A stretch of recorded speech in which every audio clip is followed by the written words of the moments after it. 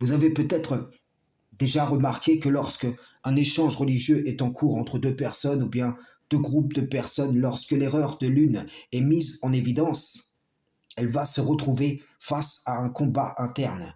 Vais-je réformer mon erreur selon cette vérité qui vient de m'être rappelée, ou bien l'entendrai-je d'une oreille, puis elle sortira de l'autre sans convaincre mon âme? La prendrai-je en considération, ou l'ignorerai-je? Y opposerai-je des versets détournés de leur sens? Pour lui conserver une légitimité, serai-je un témoin véridique contre moi-même? Serons-nous frères et sœurs dans le mensonge, mais ennemis de la vérité? Toutes ces questions, le Coran vous les pose quand on transpose les réalités des récits proposés à notre contexte actuel.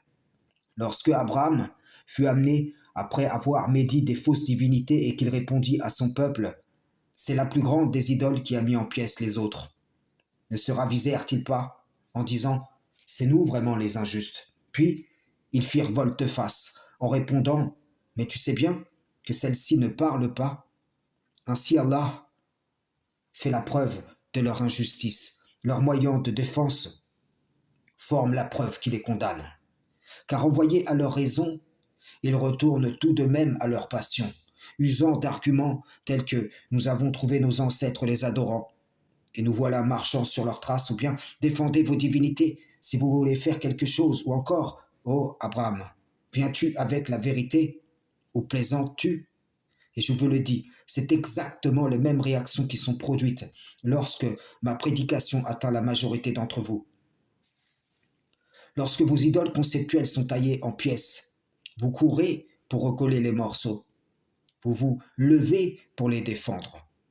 Vous tordez les versets d'Allah pour conserver ces idoles, quand vous ne sortez pas la carte de ceci et la voix des justes, des prophètes, jusqu'à nos jours, en tromperie.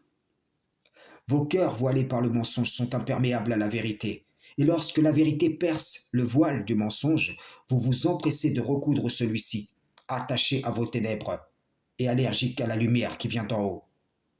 La cause d'Allah est délaissée, et vous luttez pour des idoles que vous avez vous-même forgées, si ce n'est que vous les avez héritées de vos ancêtres charnels ou spirituels.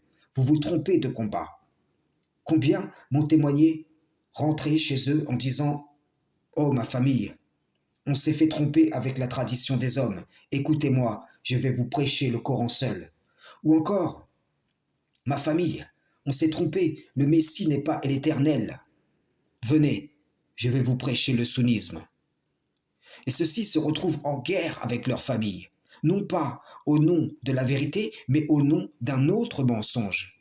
De là, si la famille le persécute, il se dira « Je suis persécuté pour la vérité ». Ils sont dans l'égarement. Ô Seigneur, guide-les, libère-les de leurs croyances erronées.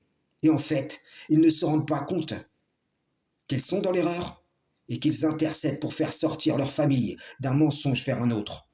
Car le système des idéologies est dans la main du diable.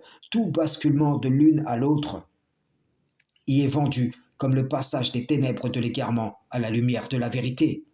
Non seulement les idéologies, mais aussi cet esprit individualiste qui grandit de jour en jour, qui promet à chacun tu peux faire ta religion personnelle et tu seras agréé. Les ruses du diable sont certes faibles, mais je vous le dis, des générations et des générations ont chuté par elles.